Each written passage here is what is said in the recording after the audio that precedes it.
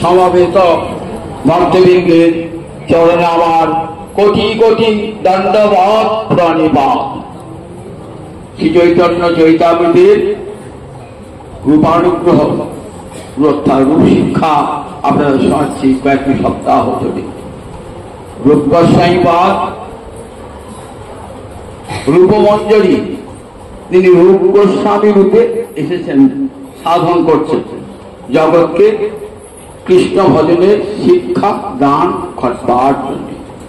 শ্রীচৈতন্য মনোভীষ্টং স্থাপিতং যেন ভূতলে সো অয়ং রূপ কদামুচ্চং দদাতি সপদান্তিকং। বলছেন শ্রীচৈতন্য মনোভীষ্টং, মনোভীষ্ট মানে মনের অভিলাষ। শ্রীচৈতন্যের যা মনের অভিলাষ স্থাপিতং যেন ভূতলে, যিনি পৃথিবীতে সেটা স্থাপন করেছিলেন। সো অয়ং রূপ, সেই রূপ কদামুচ্চং কবে আমাকে, দদাতি সপদান্তিকং নিজের চরণের কাছে আমাকে নিয়ে যাবেন। যারা মঞ্জরি পথে ভজনা করেন, রাজমার্গে গোবিন্দ ভজনা করেন, তারা সবাই রূপ গোস্বামীর চরণ ভজনা করেন। রূপ গোস্বামী সমস্ত মঞ্জরি গণের অধ্যক্ষা।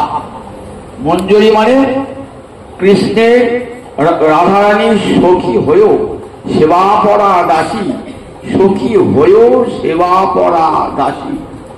এই মঞ্জরি ভাবের সাধনায় দান করবার জন্য আমার মহাপ্রভুর আবির্ভাব। শুধু নাম প্রেম বিকাশের নয়, সবচেয়ে উত্তম সাধনা সেটি আমার মহাপ্রভুর দান। তাই অনর্পিত চড়ে গেছিরা, তার বিদগ্ধ মদন নাটকেই বলেছেন অনর্পিত চড়। অনর্পিত মানে ন কেনাপি অর্পিত পূর্বং। মহাপ্রভু আগমনের পূর্বে কেউ কোনদিন যা দেন নাই। যদি প্রশ্ন করা হচ্ছে কেন আমরা শ্রীমদ্ ভাগবতে ভগবানের কপিল অবতারের কথা শুনি, কপিল দেব নিজ জননীকে ভক্তির কথা বলেছেন, তাহলে চৈতন্যের আগেই তো তিনি দিয়েছেন, তাহলে অনর্পিত চরিকে বলা হলো কেন? বললেন যে ভক্তি দান করেছেন কপিল, সে ভক্তিটা বৈধী ভক্তি। ভক্তির দুটো ভাগ, সাধন ভক্তির দুটো ভাগ, একটা ভাগের নাম বৈধী ভক্তি। বৈধী ভক্তি মানে বিধি মার্গের যে ভক্তি, শাস্ত্রের অনুশাসন মেনে ভগবানকে যে ভক্তি করা হয় তাকে বলা হয় বিধি ভক্তি। শাস্ত্রের সাধন কেমন? চারি বর্ণাশ্রমী যদি কৃষ্ণ নাহি ভজে, চারি বর্ণাশ্রমী যদি কৃষ্ণ নাহি ভজে, স্বধর্ম করিলেও সে রৌরবে পরিমলে। চারি বর্ণ ব্রাহ্মণ ক্ষত্রিয় বৈশ্য শূদ্র, চারি আশ্রম ব্রহ্মচর্য গারস্থ বানপ্রস্থ সন্ন্যাস, এই চার বর্ণের এবং চার আশ্রমের লোক যদি বলেন আমরা আপন আপন বর্ণ ধর্ম আশ্রম ধর্ম পালন করছি, আমাদের আর অন্য কোন ধর্ম পালনের দরকার নাই। তাই বলছে কবিরাজ গোস্বামীপাদ চারি বর্ণাশ্রমী যদি কৃষ্ণ নাহি ভজে। বর্ণাশ্রম ধর্মের আসল উদ্দেশ্য হল জীবকে কৃষ্ণ ভজন করানো, যার জন্য তার প্রাথমিক ভিত্তি বর্ণ ধর্ম আশ্রম ধর্ম। যেটি করতে করতে জীব কৃষ্ণ ভজন করবে, কৃষ্ণ ভজনের পথে আসবে। যদি কৃষ্ণ ভজন না করে বললেন তাহলে তার বর্ণ ধর্ম আশ্রম ধর্মটা ব্যর্থ হয়ে যাবে এবং সে রৌরব নরকগামী হবে। রৌরব 28টা নরকের মধ্যে একটা নরকের নাম রৌরব নরক। ভাগবতের 5ম স্কন্ধে এই নরকের বর্ণনা আছে।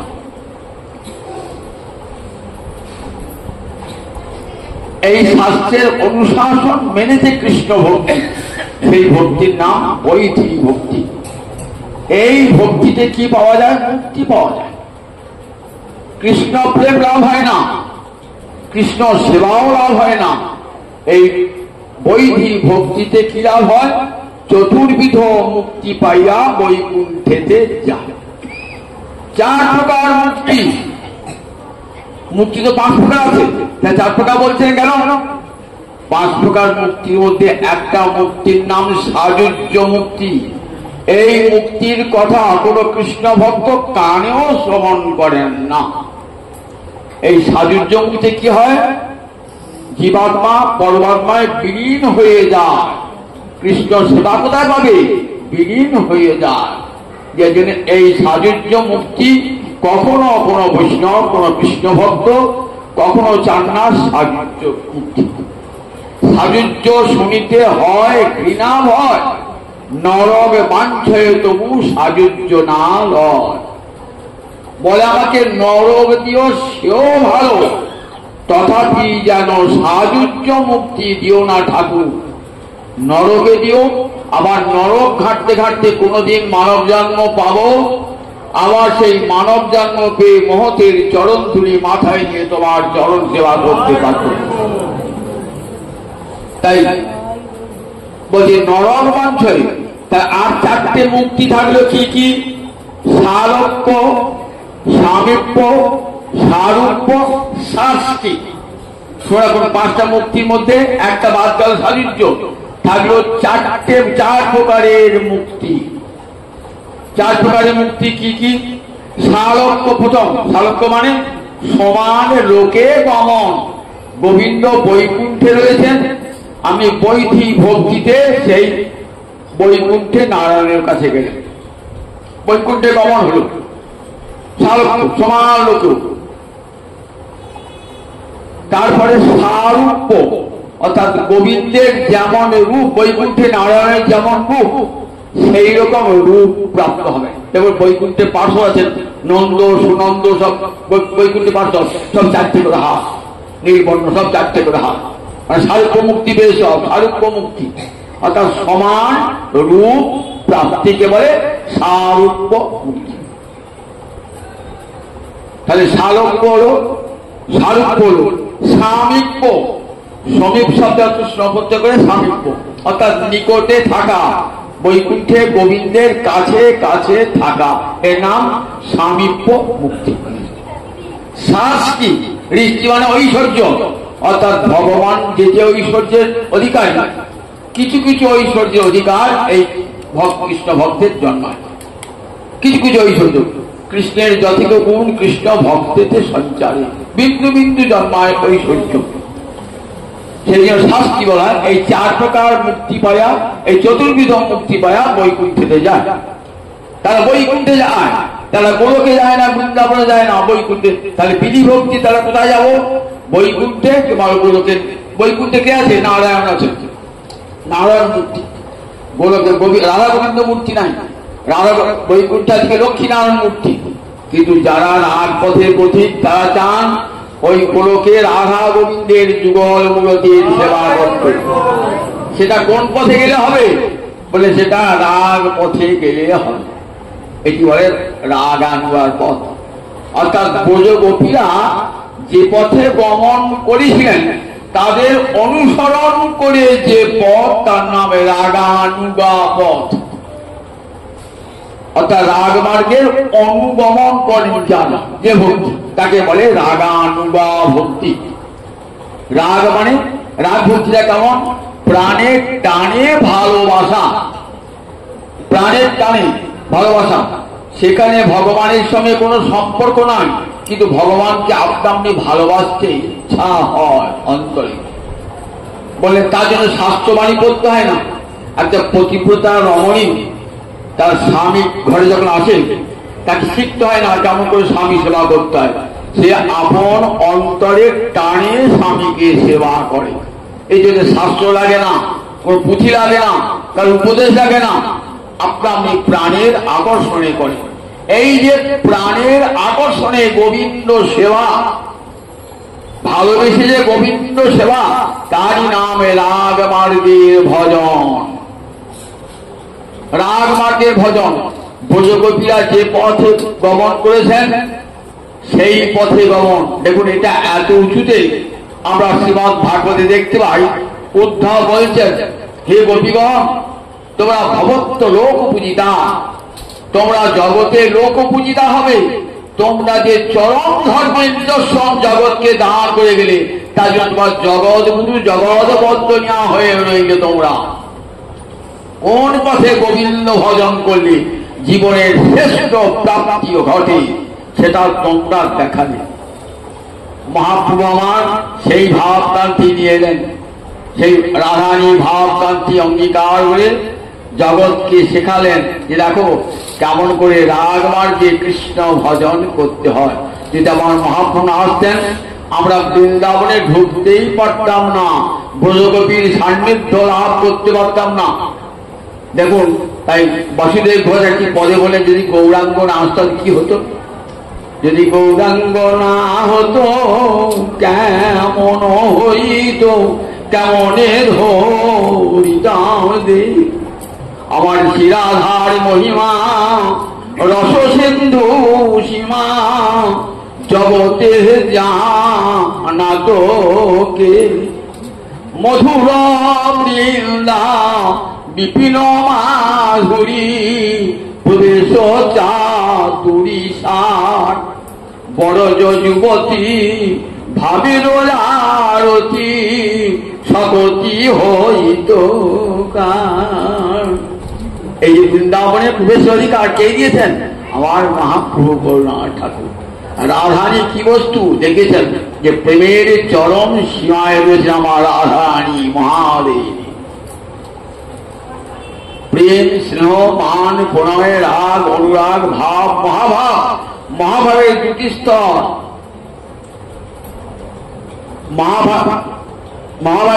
মহাভাবের দুটি স্তর। আবার তার উপর আছে মাদন আর মদন। এই মাদনাক্ষ মহাভাবের দুটি স্তর, রূঢ়, অধীর।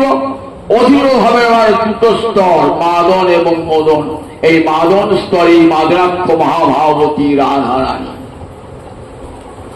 যার সমস্ত কিছুই কৃষ্ণের জন্য। যা কৃষ্ণের যতেক বাঞ্ছা রাধাতেই রহে, সমস্ত কৃষ্ণ বাঞ্ছা মুক্তিরূপী করে আরাধনে। অতএব রাধিকা নাম পুরাণে বাখানে। কৃষ্ণ বাঞ্ছা মুক্তি তার জীবনে একমাত্র কাজ। তিনি নিষ্কিঞ্চন, নিজের বলতে কিছুই রাখেন নাই, সর্বস্ব গোবিন্দ চরণে অর্পণ করেছেন রাধারানী। তাই একবারে প্রেমের উত্তুঙ্গ স্তরে রাধারানী। সেই রাধা গোবিন্দের সেবা যদি কেউ পেতে চায় রাধারানী পছন্দ করে, তাহলে মঞ্জয়ী ভাবের সাধনা। এই যে আমাদের রূপগোস্বাইপাদ দেখিয়ে গেছেন জগৎকে রূপমঞ্জরী। সেই রূপমঞ্জরী পাদ কত গ্রন্থ লিখেছেন রূপমঞ্জরী পাদ। কি জন্য? এই যে গোস্বামী শাস্ত্র আজ কত অমূল্য সম্পদ। কিভাবে রাগ পথে গমন করতে হবে, কিভাবে রাগের পথে, যা সর্বোত্তম সাধনা। অনর্পিত চলে গেছিল, আর করুণায় অবতীর্ণ করো। না এলেও পারতেন, কিন্তু করুণা করে অবতীর্ণ হয়েছেন।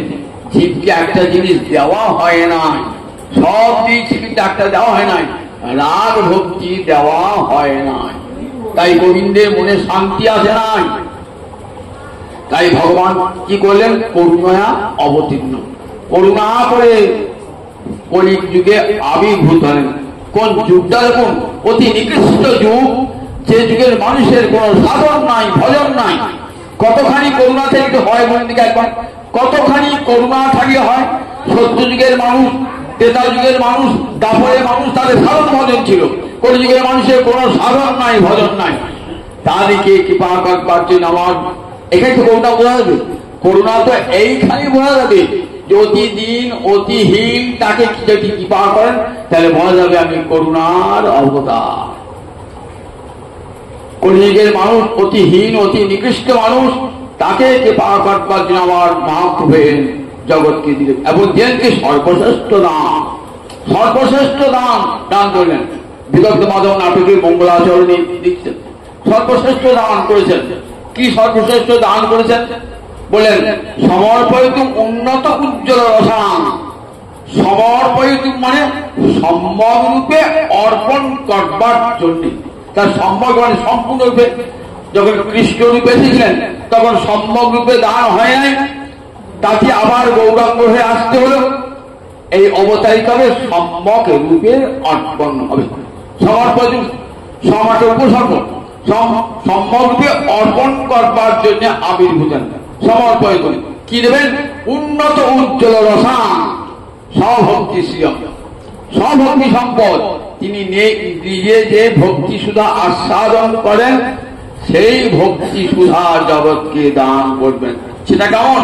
উন্নত উজ্জ্বল রসায়ন, এত উঁচুতে যে ব্রহ্মাদি দেবগণ নাগাল পায় না, তাই এত উঁচুতে, অনেক উঁচুতে। আমরা যখন নারায়ণের খাবার শিখে করে অনেক দূরে তুলে দিই, বাচ্চা সে নাগাল না পায়। ভোজের মায়েরা গোপাল খেয়ে দিয়ে বলে অনেক দূরে শিখায় দেখি দই করে নড়ি করে, তাই নারায়ণ জিনিসটা অনেক উঁচুতে। তা বলে দেখো এটা অনেক উঁচুতে, এটা যে সে পাবে না, এটা যে সে পাবে না, তাই উন্নত। আবার উজ্জ্বল, উজ্জ্বল মানে যাতে এতটুকু মালিন্য নাই, তাকে খুব চকচক করে বাসন থেকে মেজে মেজে মেজে ভুজে করলেন, আর একটু ময়লা নাই, ঝমঝম ঝমঝম করছে। বলে কেমন এই ভক্তি? কেমন? একেবারে উন্নত উজ্জ্বল রসায়ন। উজ্জ্বল মানে এতটুকু মালিন্য তাতে নাই। মালিন্য মানে যদি অন্তরে কামনা বাসনা থাকে তাহলে সেটা মলিন হয়ে যায়, যদি মুক্তি বাঞ্ছা থাকে তাও সেটা মলিন হয়ে যায়। কিন্তু গোপীদের নিজ সুখ দুঃখ কামনা নয়, সব কৃষ্ণের জন্য, সব কৃষ্ণের জন্য। নিজের সুখ নিজের কল্যাণ তারা চান না। আমাকে দুঃখ দিয়ে তোমার যদি আনন্দ হয় গোবিন্দ, তাহলে সেই দুঃখ আমার সুখ বর্জ্য।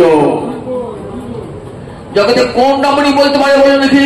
জগতে কোন রমণী একথা বলতে পারে জগতে? গোবিন্দ আমাকে দুঃখ দিয়ে তোমার যদি আনন্দ হয়, আমি সেই আনন্দকেই বরণ করে নেব। উদ্ধব যখন ফিরে যাবেন বৃন্দাবনে না, তখন বলছেন রাধারানী তোমার দুঃখের কথা গোবিন্দকে জানাবো? বলে না না, জানিও না। কেন? আমার হৃদয় তো কঠিন, গোবিন্দের হৃদয় বড় কোমল।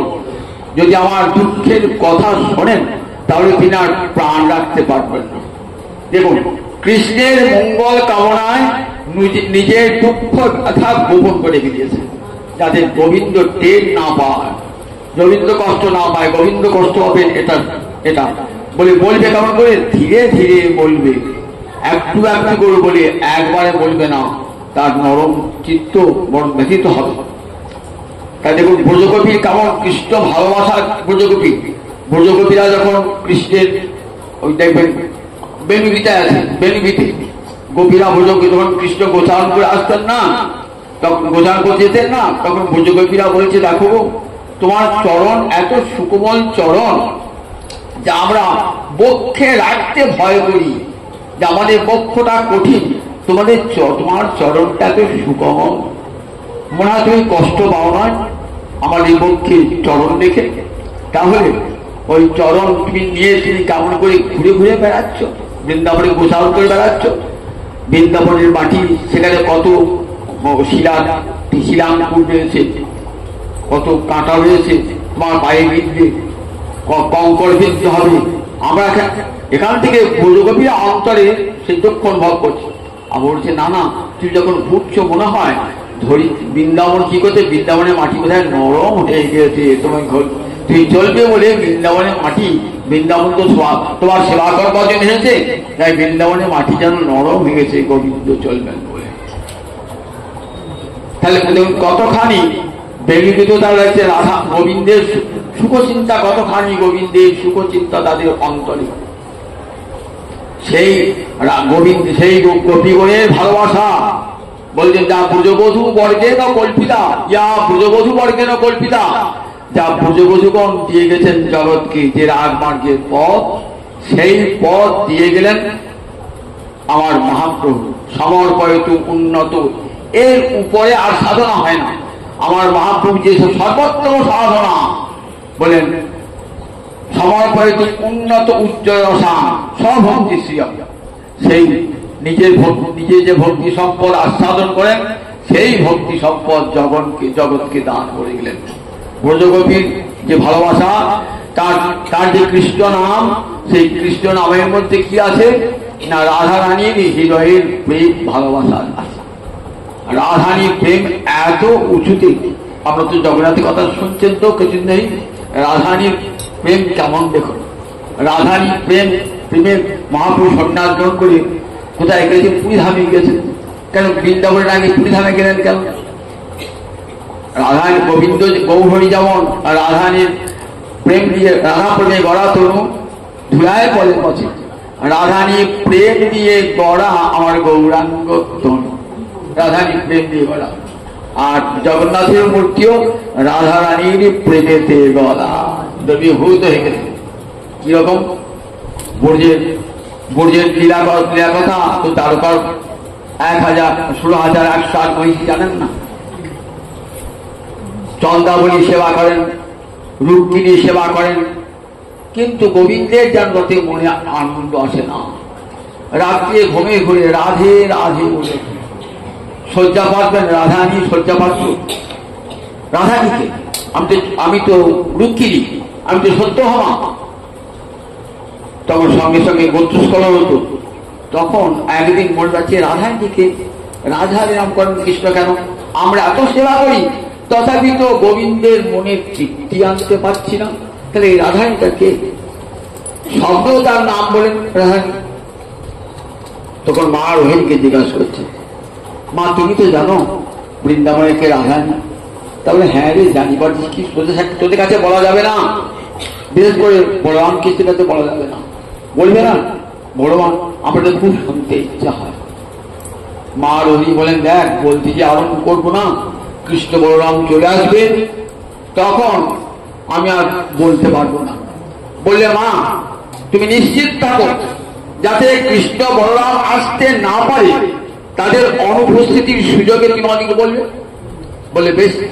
বলে আজকে তো যারা সুধর্মা রাজ্য সভায় গিয়েছেন তারা কৃষ্ণ বলরাম, মা আজ নির্জন, আজ আছে কৃষ্ণ বলরাম নাই, তুমি আজ আমাদেরকে বিশাল হল ঘরে বলো, আমরা সবাই বসবো, 16,108 মহিষী বসবো। দরজায় কে থাকবে?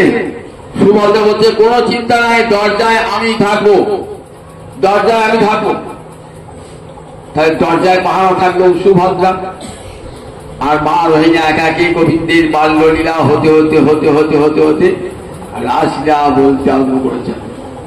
এই রাসলীলা বলতে আরম্ভ করেছেন না, তখনই দেখুন যেই গোবিন্দ কেমন, গোবিন্দের শরীর কেমন হচ্ছে, গোবিন্দ আর থাকতে পারছেন না, গোবিন্দ অন্তর অনুভব করছেন, তখন ছুটে আসছেন কৃষ্ণ আর বললাম, ছুটতে ছুটতে এসেছেন। সুভদ্রা তো কেমন শুনছে, একবারে সুভদ্রা শুনছেন, আমার নিস্তব্ধ হয়ে শুনছেন সুভদ্রা, শুনতে শুনতে তন্ময় হয়ে গেছে সুভদ্রা। সুভদ্রাকে রাখা হয়েছে যাতে কৃষ্ণ বলরাম আসতে না পারে, কিন্তু সুভদ্রা শুনতে শুনতে এমন তন্ময় হয়ে গেছেন না, খেয়াল নাই যে বলরাম কৃষ্ণ আসছে, খেয়াল নাই। এদিকে কৃষ্ণ বলরাম এসে কি করেছেন, সুভদ্রার এক পাশে কৃষ্ণ, এক পাশে বলরাম শুনছেন। মা রোহিণী বলে চলেছেন, মা রোহিণী ধারণা সুভদ্রা তো দাঁড়িয়ে আছে, তাহলে কৃষ্ণ বলরাম শুনতে হবে না, কিন্তু মা ভরিয়ে চলেছে, মা ভরিয়ে চলেছেন, ভরিয়ে চলেছেন। সঙ্গে সঙ্গে কেমন বিকার দেখুন, আমার গোবিন্দ কেমন হয়ে গেলেন দেখুন, একবার খরবাটি হয়ে গেলেন, একবার জগন্নাথ হয়ে গেলেন, চোখ দুটি বড় বড়, হাত ঢুকে গেল, চরণ ঢুকে গেল। সুভদ্রাও তাই, বলরামও তাই, কেউ খেয়াল করেন নাই। ঠিক দেবর্ষী নারদ ঠিক সেই সুযোগে চলে এসেছেন। দেবর্ষী নারদকে দেখে তাড়াতাড়ি কৃষ্ণ বলরাম সুভদ্রা আবার নিজে রূপ ধারণ করছেন। ঠাকুর দেখে ফেলেছি, দেখে ফেলেছি ঠাকুর, আর লুকিতে পারবেন না, দেখে ফেলেছি। কি দেখলে? প্রভু তোমার অনেক রূপ দেখেছি, মৎস্য কূর্ম বরাহ নৃসিংহ রূপ দেখেছি, তোমার এই বামন রূপ তো কোনোদিন দেখি নাই। এই হস্তপদে ঢুকে যাওয়া বড় বড় গৌর মূর্তি দেখি নাই, এই মূর্তি দেখি নাই তো। বললে দেবর্ষী নারদ ঠিকই দেখেছ, আমি কলিযুগে মহাসমুদ্রের তীরে উৎকল প্রদেশে আমি এই মূর্তিতেই আবির্ভূত হব। সেই মূর্তিতেই আবির্ভূত হলেন জগন্নাথ। কোথায়? পুরুষোত্তম ধামে। ধামটির নামও পুরুষোত্তম ধাম, কলির মহাতীর্থ। কলির মহাতীর্থ পুরুষোত্তম ধাম, শ্রীক্ষেত্র। শ্রী মানে লক্ষ্মী, লক্ষ্মী দেবীর ক্ষেত্র, শ্রীক্ষেত্র। নৃসিংহ ক্ষেত্র। নৃসিংহদেব প্রথম আবির্ভূত হয়েছিলেন যখন ব্রহ্মা জগন্নাথকে প্রতিষ্ঠা করেন। জগন্নাথকে প্রতিষ্ঠা, দারুব্রহ্মকে প্রতিষ্ঠা করার জন্য কি আসেন? ব্রহ্মলোক থেকে ব্রহ্মা নেমে এলেন। ইন্দ্রদুম্ন রাজা চলে গেলেন ব্রহ্মলোকে। বললেন ব্রহ্মাকে জোড়হাত করে বলছেন, ওই দারুব্রহ্মের মূর্তি আপনাকে প্রতিষ্ঠা করতে হবে, প্রাণ প্রতিষ্ঠা করতে হবে। ব্রহ্মা বললেন ঠিক আছে, বিশাল যজ্ঞ লাগাও। অশ্বমের যজ্ঞ শুরু হলো। অশ্বমের ব্রহ্মা এসেছেন প্রাণ প্রতিষ্ঠা করবার জন্য। যজ্ঞ শুরু হয়েছে। যজ্ঞ ক্ষেত্র থেকে বিশাল নৃসিংহ মূর্তি, মাথায় অনন্তনাগ ফণা ধারণ করেছেন, কোলে লক্ষ্মী। এই মূর্তি দর্শন করে ব্রহ্মা সঙ্গে সঙ্গে মূর্ছিত হলেন। তখন আবার শান্ত নারায়ণ মূর্তি ধারণ করলেন। ব্রহ্মা প্রাণ প্রতিষ্ঠা করে চলে গেলেন। ব্রহ্মা প্রতিষ্ঠা করলেন এই দারুব্রহ্মকে বৃন্দাবনে। বলে দেখো, অনেক আগে থেকে দাপর যুগেতেই সূচনা হয়েছে যে কলিকালে জগন্নাথ রূপে আবির্ভূত হবে। সেই জগন্নাথ মহাক্ষেত্র জগন্নাথ। জগন্নাথের তিনটি মূর্তি আমরা দেখি। রাজাকে বললেন, রাজা কিন্তু তোমরা রাজাকে সমুদ্রে ভাসতে ভাসতে কাঠ আসবে একটা, দেখবে কাঠে কি থাকবে? শঙ্খ চক্র গদা চিহ্ন থাকবে। সেই কাঠ নিয়ে এসে, স্বপ্নে বলছেন, সেই কাঠ নিয়ে এসে তুমি কি করবে? নিয়ে এসে তুমি মন্দিরে তুলবে। সেই কাঠ নিয়ে এসে যথাসময়ে কৃষ্ণই আসবেন শিল্পী রূপ ধারণ করে, এবং তিনি সেই কাষ্ঠ খোদাই করে ওই মূর্তি নির্মাণ করবেন। দেখলেন ঠিক সমুদ্রের বাঙ্কি মহান একটি জায়গা, সেখানে ভাসতে ভাসতে কাঠ আসছে। সেই কাঠের উপর শঙ্খ চক্র গদা আবদ্ধ ছিল। রাজা বহু লোক দিয়ে সেই কাঠ নিয়ে এলেন। কোথায়? মন্দিরে নিয়ে এলেন। মন্দিরে নিয়ে এসে সেখানে কি করবেন? গুন্ডিচা মন্দির প্রথম ওইখান থেকে নিয়ে এলেন। গুন্ডিচা মন্দিরে ওইখানে নিয়ে এসে তুললেন। ওইখানে তুলে কে নির্মাণ করবে? এবার মূর্তি নির্মাণ করবে কে? মূর্তি নির্মাণ করবার লোক খুঁজে পাচ্ছেন অনেক। বৃদ্ধ সূত্রধর এলেন। কৃষ্ণ এসেছেন বৃদ্ধ সূত্রধর রূপে এলেন। এসে বলেন, আমি মূর্তি নির্মাণ করব, আমাকে 21 দিন সময় দেবে। এই 21 দিন ঘরের দরজা জানলা বন্ধ করে আমি মূর্তি নির্মাণ করব। এই 21 দিনের মধ্যে যেন কেউ দরজা না খোলে। রাজা বলেন ঠিক আছে। গুন্ডিচা দেবী, যিনি ইন্দ্রদুম্নের পত্নী, যাকে আমরা বলি মাসি বাড়ি যাচ্ছে, তা গুন্ডিচা দেবী জানলেন না ঘটনাটা। গুন্ডিচা দেবী বললেন, 15 দিন অতিক্রান্ত হয়ে গেল, যে কাজ করছে শিল্পী সে তো খায়ও নাই, অন্ন জল কিছুই গ্রহণ করেন নাই। রাজা বলেন, তার সঙ্গে শর্তি আছে, 21 দিন বাদে মন্দির খুলবেন। না না, তাই হয়। অতিথি অভুক্ত হয়ে থাকবে আর আমরা সেবা করবো, এটা ক্ষতি হতে পারে না। গুন্ডিচা দেবী লোক পাঠান, যাও। তখন মন্দিরের দরজা ভেঙে, সারা পাওয়া যাচ্ছে না, খুটখাট শব্দও নাই।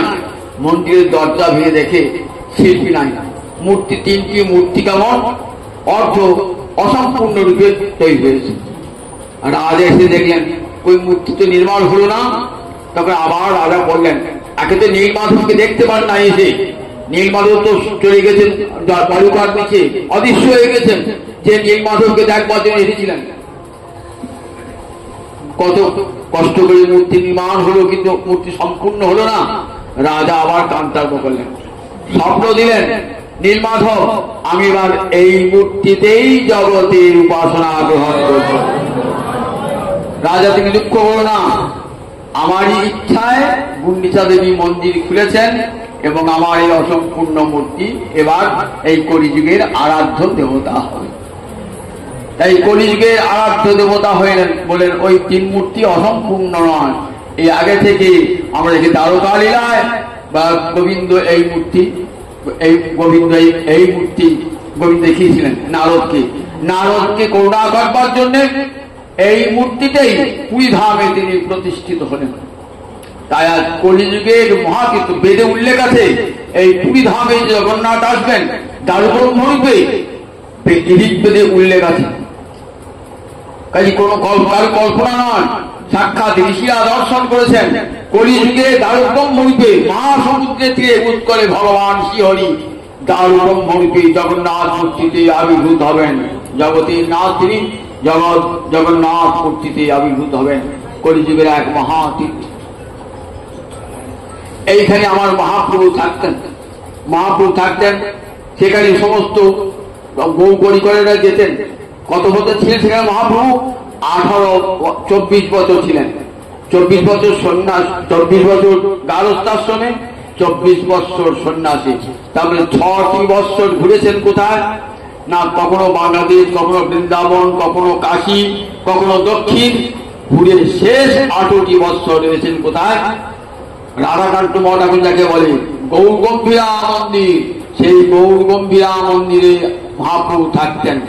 দিবারাত্র নয়ন জলে ভাসতেন।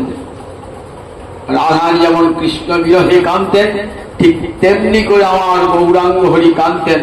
ওই রাধাকান্ত বলে গৌরগম্ভীরা মন্দিরে নয়ন জলে বুক ভাসিয়ে কাঁদতেন। অপূর্ব লীলা, উৎপন্মাস লীলা, গৌর হরি নয় পাষাণ বলে যায় আমার গৌর হরি এই গম্ভীরা লীলা শ্রবণ করলে পারি। রাধাঞ্জলি বিশাল নগ্রহ পরিমণ্ডল তনু, বিশাল তনু কেমন হয়েছে, কেঁদে কেঁদে কেঁদে কেঁদে আর কঙ্কাল বেরিয়ে গেছে। ভক্তরা দেখতে পারে না মহাপ্রভু এই ছিন্ন ছিন্ন দেহ, শুয়ে থাকেন মাটিতে। দেখুন আমাদের আরাধ্য দেবতা শুয়ে আছেন কোথায়? মাটিতে শুয়ে আছেন, মাটিতে শুয়ে আছেন, খাটে নয়, পালঙ্কে নয়, গদির উপরে নয়, শুয়ে আছেন। চেয়েছিলেন দামোদর জগদানন্দ, চেয়েছিলেন যে মহাপ্রভুকে একটা তুষক করে সেখানে শোয়ানো হোক। তুলি গান নিয়ে গেলেন, এই নদীর থেকে নিয়ে গেলে মহাপ্রভুকে শোয়াবার জন্য। মহাপ্রভু ভারী হলো, সন্ন্যাসী একটা নিয়ে এসো, এইবার একটা খাট নিয়ে এসো, পালঙ্ক নিয়ে এসো, এবার আমার পদসেবা করার জন্য লোক নিয়ে এসো, 2-4টি চাকর বাকর রাখো, লোকে ভালো সন্ন্যাসী বলবে আমার। গ্রহণ করলেন না। জগদানন্দ তো সত্য ভাবা খুব রাগ হয়ে গেল, অভিমান হয়ে গেল জগদানন্দে। নবদ্বীপ থেকে নিয়ে গেছেন সুন্দর তেল মহাপ্রভু মাথায় মাখাবার জন্য। মহাপ্রভু যে সুন্দর তেল নিয়ে এসছো, মহাপ্রভু কি বলে সেই সুন্দর তেল নিয়ে বললেন না না দাও, জগন্নাথের তেল আর কি হবে, প্রদীপে দাও না। জগদানন্দ সঙ্গে সঙ্গে একবারে তেলের ভার ছুঁড়ে ফেলে দিয়ে 3 দিন ধরে দরজা বন্ধ। 3 দিন এত অভিমান, সত্যভামা তো তাই বড় অভিমান। 3 দিন ধরে, 3 দিন পর মহাপ্রভু জগদানন্দ আমার যে ক্ষুধা পেয়েছে রান্না করবে না, আর থাকতে পারে না। জগদানন্দ ভুলে নিয়ে এসে রান্না করলেন, কত করে কাছে বসে জগদানন্দকে খাওয়ালেন। আবার তুলিকাণ্ড নিয়ে এসছেন যে গৌরকে আমার প্রাণের ঠাকুরকে সব কিছু দিয়ে দেবেন না। তখন সর্বদের প্রভু ভক্তের মনে দেখা দিচ্ছে, এত করে তুমি শুয়ে থাকবে এমনি করে, তোমার হাড়গুলা বেরিয়ে গেছে, মাটিতে শুয়ে থেকে দিন রাত্রি কাঁদছে, প্রভু আমার চোখে দেখতে পাচ্ছি না। তখন কি করলেন, বললেন প্রভু একটা বসবে, তোমার তুলিকাণ্ড তোমাকে লেপ্ত থেকে শুতে হবে না, তোমার এই বহির্বাস দাও, তোমার ওই বহির্বাসের মধ্যে কলার বাসনা সরু সরু করে চিড়ে আমরা তৈরি করে দেবো, তারপর তুমি শোবে, তার তো আপত্তি নেই। তখন মহাপ্রভু ভক্তের অনুরোধে ওই কলার বাসনা চিড়ে ওই বহির্বাসের মধ্যে একটা সামান্য কাঁথার মতো করে দিলেন, সেইখানে মহাপ্রভু শুয়ে থাকতেন। আজও সেই কাঁথা বিদ্যমান, দেখতে পাবেন মহাপ্রভু শুয়ে থাকতেন। দেখুন কেমন করে রাধা প্রেমে বিভোর হয়ে আবার মহাপ্রভু হয়েছেন কি জন্য? জগতের কল্যাণ সাধন করবা দিলেন। এমন বসে যা উন্নত উজ্জ্বল স্বামী স্বভক্তি শ্রিয়াম, যা এত উন্নত রস এবং উজ্জ্বল রস, যেখানে এতটুকু বিন্দুমাত্র কামনা বাসনা মুক্তি বাঞ্ছা পর্যন্ত নাই, সব কিছু কৃষ্ণের জন্য। গোপীরা যেমন করে সর্বস্ব গোবিন্দ চরণে অর্পণ করেছিল, সেই গোপী প্রেম জগৎকে দান করবার দিন আমার মহাপ্রভুর আগমন। মহাপ্রভু আগমন জগৎকে দাঁড়ালেন। দেখো রাধারানী আজ প্রেমের কত বড় শেষ সীমায় রাধারানী পৌঁছেছেন। একটা রূপ গোস্বামী বিদগ্ধ মাধব থেকে একটা ছোট্ট কাহিনী শোনায়। বিদগ্ধ মাধব নাটক 7 অঙ্কে লেখা বিদগ্ধ মাধব নাটক। বিদগ্ধ মানে জ্ঞানের আলোকে যিনি বিশেষ রূপে দগ্ধ তাকে বলে বিদগ্ধ। এখানে প্রেমের আলোকে যিনি বিশেষ রূপে দগ্ধ তাকে বলে বিদগ্ধ। মাধব আমার প্রেমের খেলায় সুনিপুণ, ধীর ললিত নায়ক, সর্বোত্তম প্রেমের খেলা তিনি জানেন। তাই নাটকের নাম হলো বিদগ্ধ মাধব নাটক। প্রথম অঙ্কের নাম বেঙ্গনাথ বিলাস। নাটকের অঙ্ক থাকে তো 7টা অঙ্ক নাটকে, যেমন কাব্যের অধ্যায় থাকে, স্বর্গ থাকে, নাটক যারা করছেন তারা জানেন অঙ্ক থাকে। নাটকে ভাগ করে কি বলে? অঙ্ক বলে। 7 অঙ্কের নাটক। প্রথম অঙ্কে আছে বেঙ্গনাথ। গোবিন্দের বেণুধ্বনি শ্রবণে কেমন একবারে তুম্বুরু পর্যন্ত স্বর্গে মোহিত হয়ে আছেন। ব্রহ্মলোকে ব্রহ্মা নৃত্য করছেন, কৈলাসে শিব নৃত্য করছেন, যমুনার জল স্থির হয়ে যাচ্ছে, গাভীরা ঊর্ধ্বপুচ্ছ তুলে নৃত্য করছে, পাথর গলে যাচ্ছে, জলচর প্রাণীরা স্তব্ধ হয়ে শুনছে, এদিকে বাসুকি নাগ পৃথিবী ধারণ করছে, মাথা নড়ছে, মনীষী ধ্যান চলে যাচ্ছে কৃষ্ণের বেণুনাথ। সেই বেণুধ্বনি শুনেছেন রাধারানী। তার পূর্বে কি শুনেছেন? তার পূর্বে শুনেছেন কৃষ্ণ নাম শুনেছেন। কৃষ্ণ নাম শুনেছেন, নাম শুনে রাধারানী পাগলিনী। আচ্ছা, জগতে কেউ দেখেছেন এমন পূর্বাগ? নাম শুনে, শ্যাম নাম শুনে শ্যামকে পাওয়ার জন্য আকুলতা জগতে কেউ শুনেছেন কোনদিন? এমন করে প্রেম ভালোবাসা জগতে হয়েছে? জগতে কোন রমণী কোন পুরুষটাকে চিনলেন না, কিছু না, তার নাম শুনে তার পাগলিনী হন? রাধারানী সই এবার শোনাইল শ্যাম নাম কানের ভিতর দিয়া, মরণে বসিল গো আকুল করিল মোর প্রাণ। বলছেন বিশাখা, জানিস বিশাখা? বিশাখা বিদগ্ধ নাটকে জানি বিশাখা? আমি প্রথমে শুনলাম বেঙ্গনাথ, প্রথমে শুনলাম কৃষ্ণ নাম, তারপরই একজন বংশীধ্বনি শুনছি। নাম শুনেই তো তাকে আত্মদান করলাম, আবার বেণুধ্বনি শুনে, বংশীধ্বনি শুনে আবার তাকে আত্মদান করে ফেললাম।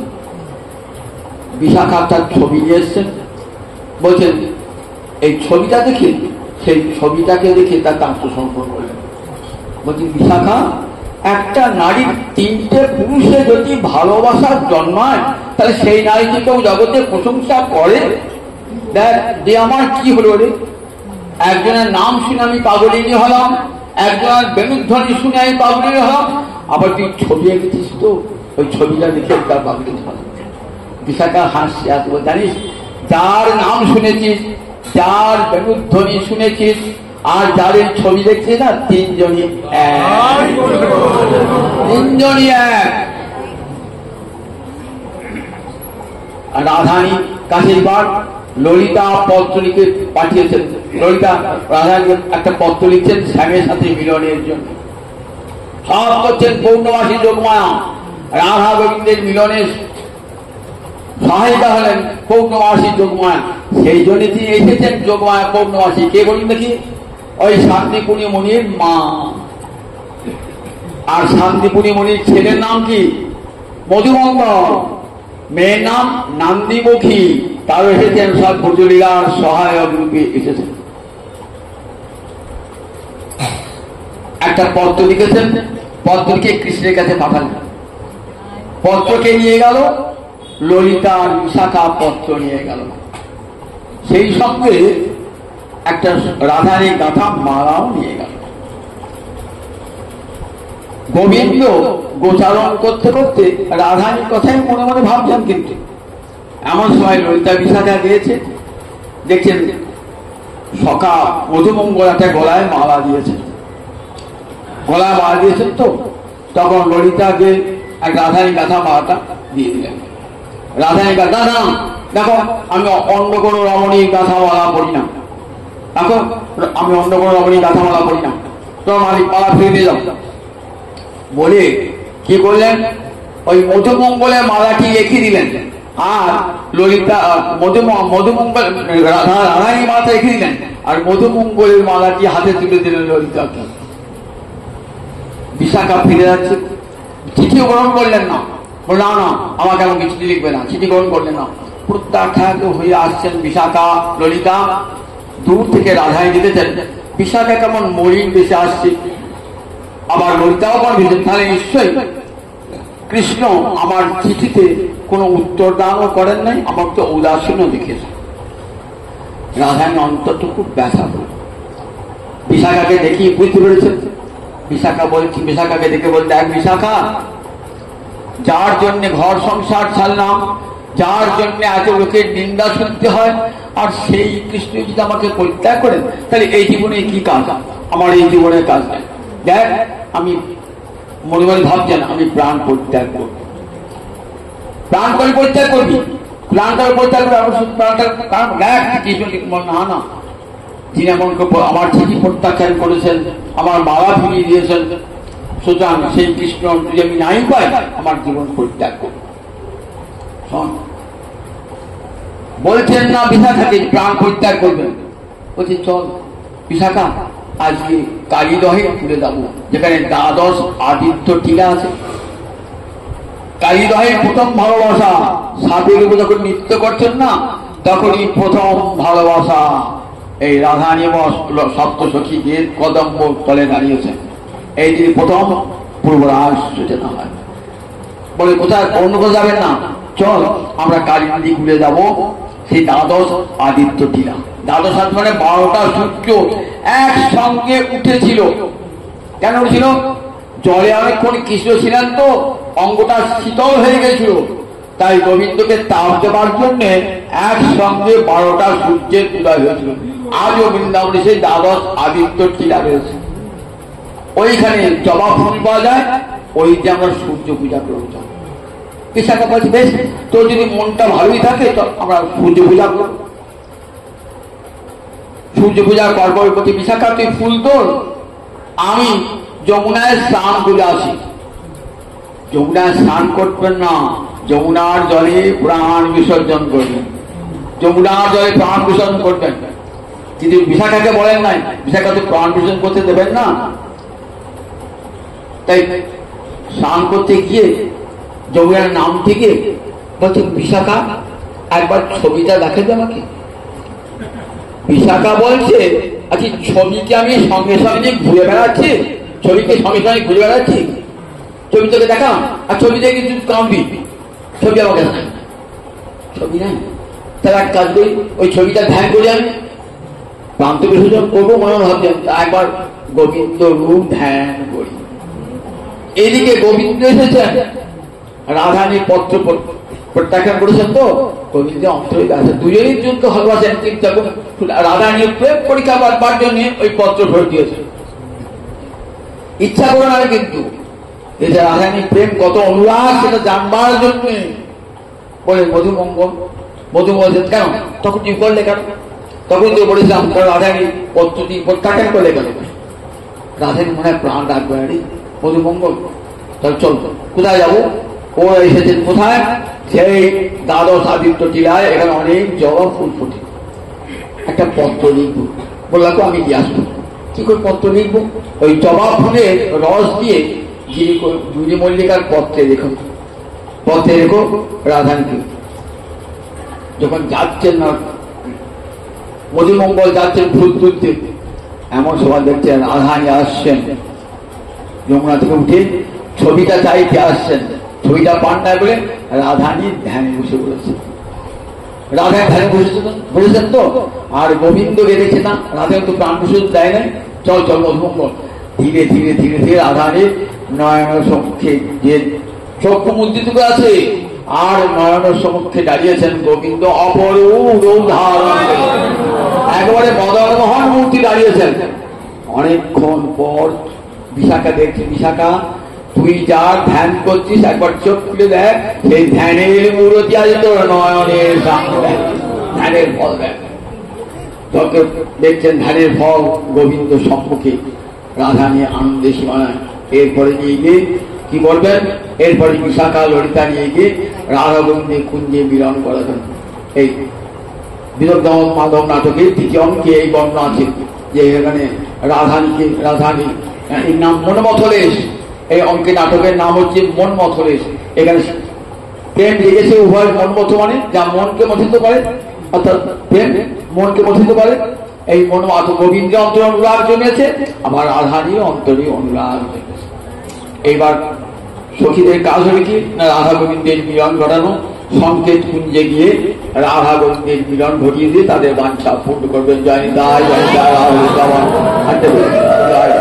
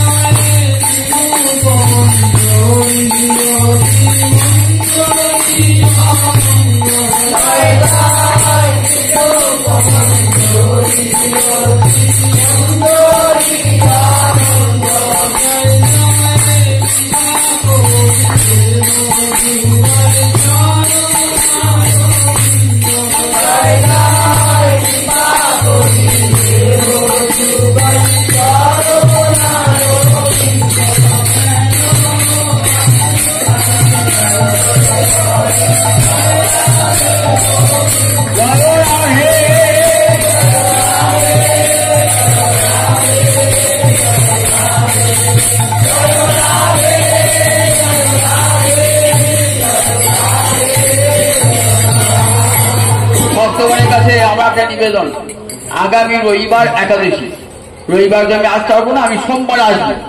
আর 10 তারিখে রাঘবের ঝাড়ি সমর্পণ লীলা হবে। আমার বাড়ি থেকে ওই ঝাড়ি মাথায় করে সব আসবে এবং কীর্তন করতে করতে রাঘবের ঝাড়ি আসবে এইখানে। আপনারা আমার বাড়ি থেকে যারা আসতে চান আমার বাড়ি থেকে আসবেন। আবার যদি মাঘ ভোজে যোগ দিতে চান যোগ দেবেন। কি আনবেন মহাপ্রভুর জন্য? সব শুকনো জিনিস, চিড়ে, আমরা নাড়ু, 10 প্রকার নাড়ু হয়, নারকেলের নাড়ু থেকে আরম্ভ করে সিঁড়ির নাড়ু, সুজির নাড়ু, মুড়ির নাড়ু, এগুলি আনবেন। বাদাম ভাজা, এগুলি সব শুকনো বস্তু যা আমার বউ হয়ে খেতে ভালোবাসতেন। রাঘবে ঝাড়তে প্রত্যেকে যেমন যেমন সামর্থ্য নিয়ে আসবেন। আর যদি কেউ শাক সবজি দেন সেটাও আনবেন, কারণ শ্রীধর যেহেতু এই সময় শ্রীধরকে ঠোঁট মোচা নিয়ে যেত, সেই শ্রীধর ঠোঁট মোচাও যাবে। আর সেই সঙ্গে সারা বছর গৌর হয়ে যা করবেন সব শুকনো দ্রব্য, চিড়ে, মুড়ি, মুরগি, এগুলি সব নিয়ে আসবেন। এক জায়গায় জড়ো করে আমরা এখানে গৌর হয়ে বুধবার দিন হবে 10ই আষাঢ়, বুধবার রাঘবের ঝাড়ি সমর্পণ লীলা।